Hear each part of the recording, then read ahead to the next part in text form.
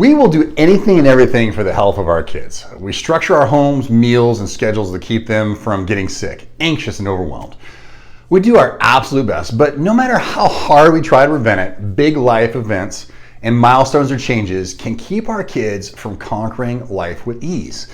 This is especially true going into the back to school season, which we're in right now. Things like midweek illness, when they see everyone in his class is coming down with something, lack of sleep on a Sunday night before a busy work week, struggling with those tummy aches the night before the first day of school, or nervousness right before that class field trip. All this is coming. Yet, the timing of when it happens is just part of our worries.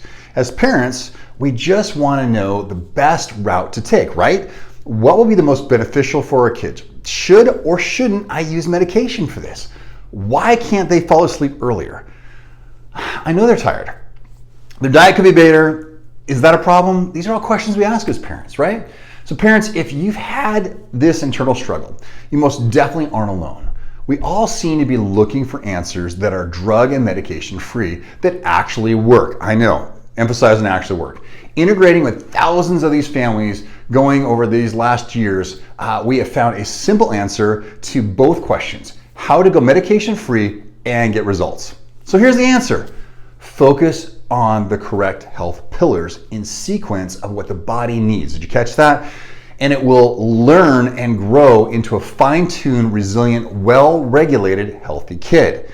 So let's get started. I guarantee you've heard of at least 3 or 4 of these health pillars. So while they may be simple, they certainly aren't always easy to execute on a daily basis. And that's okay, because as parents, we're up to the challenge, right? Okay, so if you have school-aged kids, this is a perfect time to relate to all the changes that need to happen within their schedule. Planning, prep to start a school near, and some of us starting this week, so this is crazy, okay? But the constant your experience within the years, you're going into the school year following these pillars and on good routines. And when you haven't, the good spot to be vulnerable and teach your kids what you're finding out. Okay, so here's those pillars. Number 1, sleep well. We all know what it's like to not get enough sleep, especially as parents. You feel moody, easily agitated, unfocused, plus little sleep takes a big toll on your physical health overall. Our bodies do some of their best work while they're sleeping. That's where we rest, where we recover. And that's a fully grown adult. So consistent poor sleep in children can contribute to digestive issues, immune system problems, focus and behavior challenges, anxiety and depression, and other concerns, because sleep is an all-important catalyst for everything else you do to keep that momentum in your health, right? And if your kiddo struggles going or staying to sleep, then we're going to talk more about this in step 4. Okay, so let's tie in the next one: exercise and play.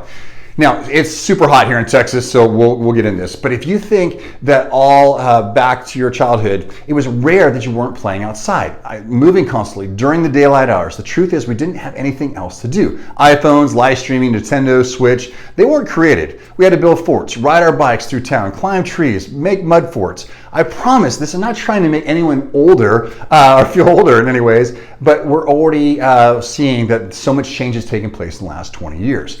How is childhood set up now as they move less? Exercise and movement just aren't as good they're good for our kids' body, but they're just not happening. Research shows that more kids move, the better and activated their brains are from learning, social development, and immune response, okay? Plus, movement and exercise are massive catalysts for mood and sleep and eating foods. Okay, so this is where we go into the next pillar: eating clean, healthy foods. This is a big one, and no doubt the focus of our family at most points, right? We like to divide this into 4 simple C's: eat nutrition, dense foods, drink plenty of water, minimize intake and processed sugars, and then eat healthy fats, okay? Don't get discouraged if you are not perfect. Think 80-20 balance. Consistency over the long term is more important than that one-off birthday party, okay? It's gonna happen. But do your best with balance and consistency. You will notice a difference in the short and long term. All right, pillar 4. Have a healthy, adaptive nervous system. I know this is where we come back to all the time with a neurologically focused chiropractic care. Since the autonomic nervous system controls and modulates every single cell in our body and organ and body, especially the immune and emotional systems, the benefits of chiropractic care can become incredibly far-reaching. You can best be understood that the multiple benefits of chiropractic by looking at through the lens of a condition called dysautonomia. Dysautonomia is where the brain and the body struggle to communicate with each other. When communication and the signaling is off, behavior, immune, emotions, digestive, and the more can be symptomatic. Get the brain and the body communicating and it can be more adaptable on its own. This is perhaps the most confusing part of chiropractic, honestly, from my point of view as well. How can this be so simple?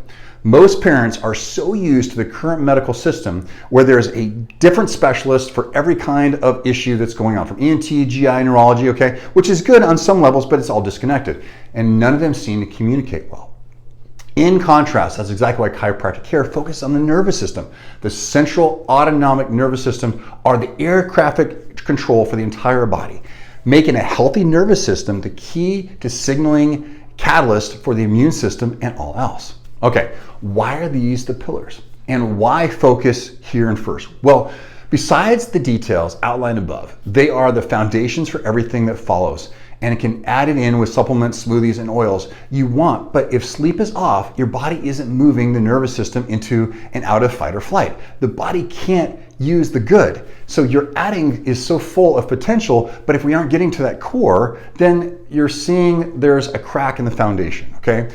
I know these are pillars, and we're preaching to the choir because most of you are already doing this, but it's always a good reminder that the simplest things right in front of us often make the most impact, allowing us to move into the extra credit and get the most impact out of it. So ask any questions, leave a comment below, send us a DM, send us a message, send us something, okay? Share this with other parents who want to know these 4 pillars. I know they're simple, but they're here for us to do. So put this in a Facebook group, click and read the article that we have posted this week for you. It's a great blog, and there's anything else that we can give you. And also register August 24th for our Perfect Storm workshop. We're going to be talking more about ADHD, ADD, and sensory issues, which is usually connected to a lot of this stuff. So if you see sleep pattern issues there already in these pillars, we can't wait to talk to you more about it. I'm Dr. Matt Davis, Reformed Family Chiropractic, and we'll see you soon.